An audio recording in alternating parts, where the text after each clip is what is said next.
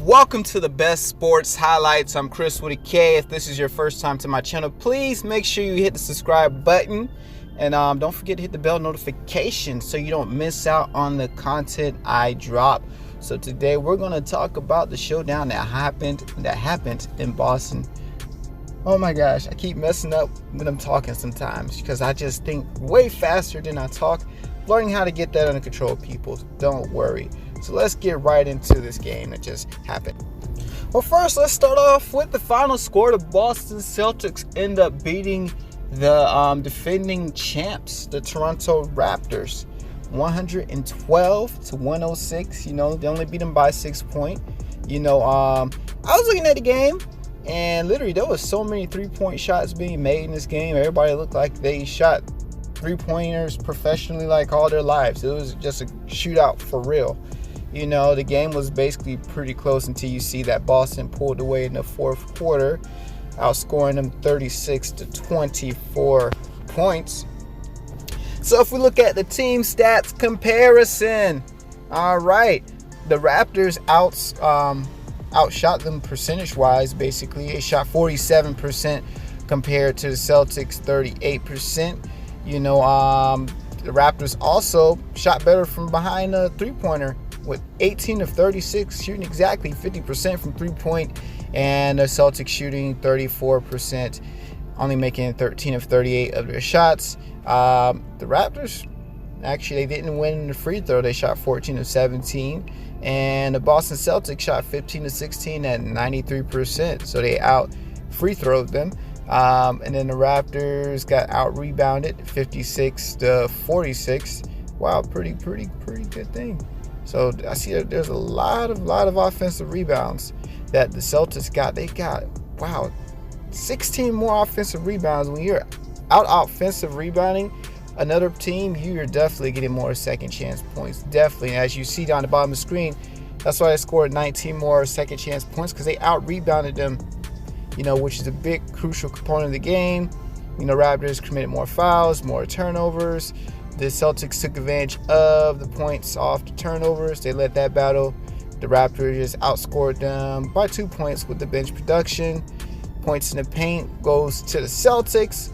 They were tied in, you know, fast break points, and then the largest lead of the game on both sides was 7 points. So you see that this was an evenly contested match. And the reason why I think that's so, because the team's two best players departed, went to other teams. With in the Raptors, Kawhi departed back to LA.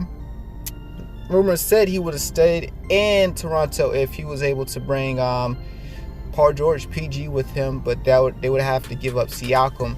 You know, to OKC, wherever team he went to, they would have to give up Siakam. You know, but Siakam looks like to be the leader of this team, the best player on the team. You would think it's Lowry, but nah, I think it's going to be Siakam this year. He had 34 and 18 in his first game before he fouled out.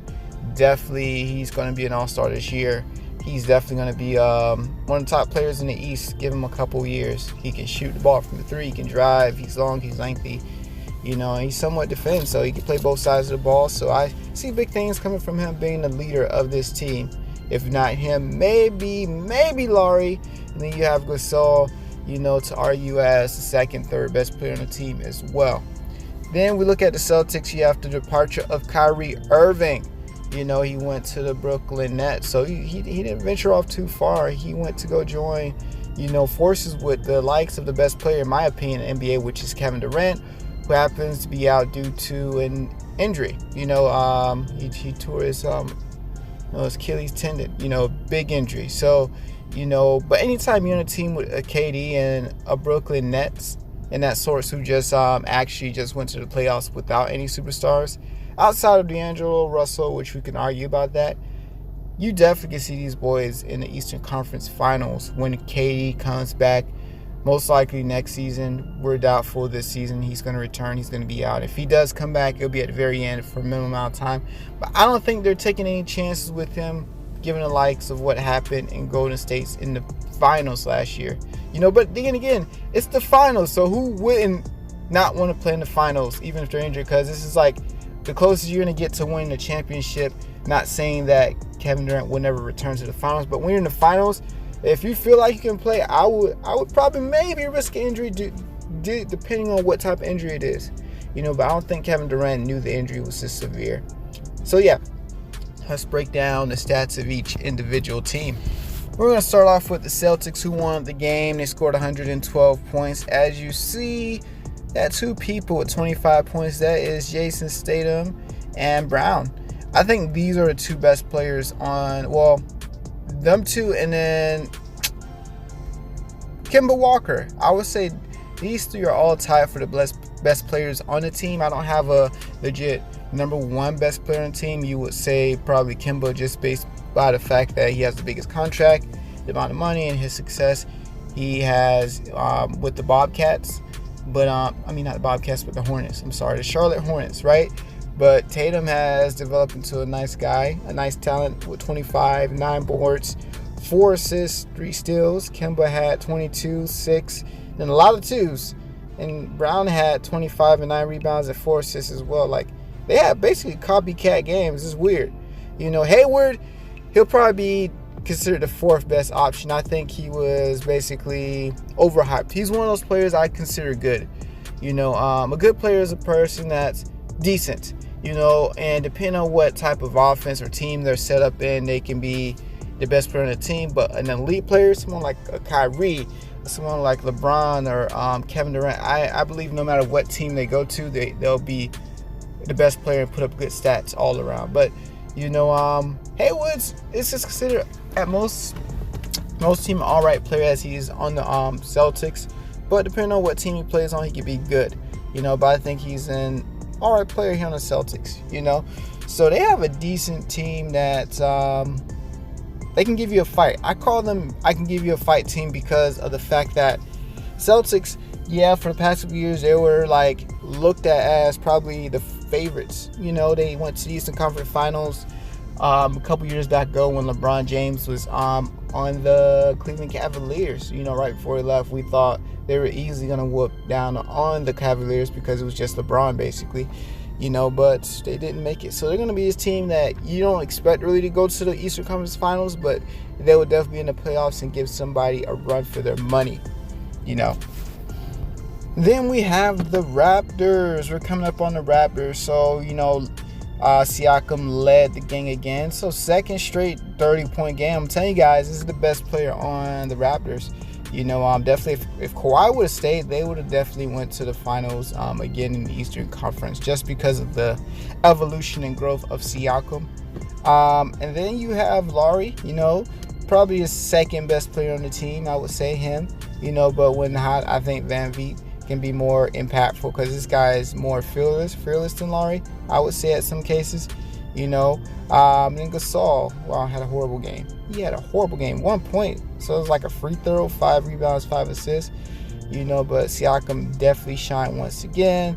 Lowry was making some big shots. It was like a 3-point entourage that was going on in this game. And then their bench, they got Ibaka, which I'm wondering why he's on the bench. That's weird.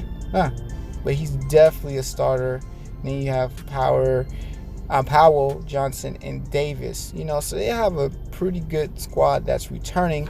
I definitely expect them to be back into the playoffs. I would say right now they would probably be, I would consider them maybe the 3rd or 4th slot best team in the Eastern Conference. What do you guys think? Do you guys think that they're worth that slot, a 3 or 4 best seed in the Eastern Conference, or I'm just aiming too high? Let me know by commenting below, and don't forget to like the video as well. Alright, so these were your top performers for the game, folks. Disregard the background noise, just outside right now enjoying the outsideness. But these are your top performers, 3 players from each team of the game that occurred. So definitely, I definitely thank you for just tuning into this video, watching my content. I always appreciate it, and I appreciate it definitely more if you just hit the like button and leave a comment below, to just let me know your thoughts on it and everything. And I have a question. The question of the video today is going to be, what are your thoughts about how far you think the Raptors and the Celtics will go in this NBA season? What seed do you think they will end up? Just so leave a number of what seed you think they're going to end up being and playing the playoffs and how far they will go. And other than that, I definitely would like for you to subscribe to my channel, hit the bell notification so you never miss out on the videos I post here. So thank you once again for coming to the Best Sports Highlights. I'm Chris with a K. Until next time, peace.